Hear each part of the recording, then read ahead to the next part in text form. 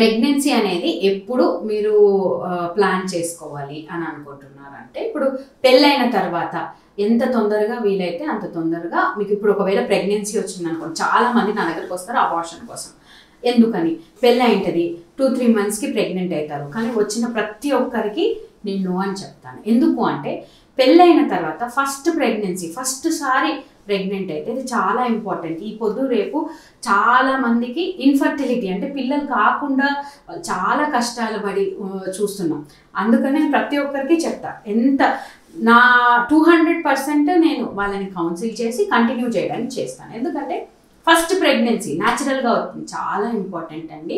దాన్ని ఎప్పుడు అబార్షన్ చేసుకోవాలన్నది ఆలోచనలే ఉండద్దు. ఎందుకంటే ఎంత తొందరగా అంటే పెళ్ళైన తర్వాత ఇమీడియట్గా మీరు ఒకవేళ ప్రెగ్నెన్సీ వస్తే కంటిన్యూ చేయాలి. ఎందుకంటే ఏజ్ పెరుగుతున్న కొద్దీ అండంలో క్వాలిటీ క్వాంటిటీ అనేది తగ్గిపోతుంది. క్వాలిటీ అంటే అందుకనే 30 సంవత్సరాలకే కొంతమందికి ప్రెగ్నెన్సీ అట్లా వస్తే బేబీస్ సరిగ్గా ఉండరు, అంటే లోపాలు ఉంటాయి, కాలు హార్ట్లో హోల్ ఉండడమో, లేదంటే ఇంకేదో అట్లా, లేదంటే హెడ్ సరిగ్గా ఫామ్ అవ్వకపోవడమో, డౌన్ సిండ్రోమ్ అని చెప్పి అంటారు, మెంటలీ రిటార్డెడ్ బేబీస్ అట్లా ఉంటాయి. అవి ఫస్ట్ థింగ్ హెరిడిటరీ, అంటే మీ వంశంలో ఎవరికైనా ఉంటే అలా వచ్చే అవకాశం ఉంటే. సెకండ్ లేట్ మ్యారేజ్, అంటే చాలా లేట్గా పెళ్ళిళ్ళు చేసుకుంటున్నారు, అందరూ 30 తర్వాతే చేసుకుంటున్నారు.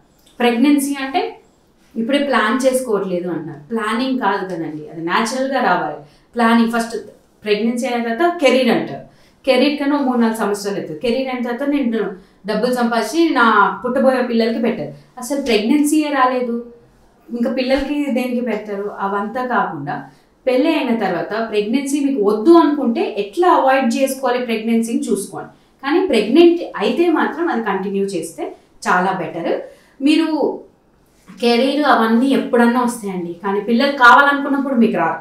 వచ్చిన ప్రెగ్నెన్సీని మీరు పోగొట్టుకోవద్దు. పెళ్ళైన వాళ్ళు ఎంత ఎర్లీగా ప్రెగ్నెన్సీ వాళ్ళు అనుకుంటే అంత మంచిదని చెప్పి నా అభిప్రాయం. ఎందుకంటే అండం క్వాలిటీ కానీ క్వాంటిటీ కానీ మన వయసు పెరుగుతున్న కొద్దీ దానికి ఉండే నంబర్ ఆఫ్ ఎగ్స్ అంటారు, నంబర్ ఆఫ్ ఎగ్స్ అనేవి తగ్గుతూ వస్తుంటాయి. కాబట్టి పోను నెక్స్ట్ ఇయర్ ప్లాన్ తీసుకుంది, నెక్స్ట్ ఇయర్ ఏమవుతుందో ఎట్లుంటుందో మనకు తెలియదు. సో ఎంత బెటర్ పెళ్ళి చేసుకున్న తర్వాత ఎంత ఫాస్ట్గా ప్లాన్ చేసుకుంటే అంత బెటర్ ఉంటుంది అన్నది నా ఒపీనియన్.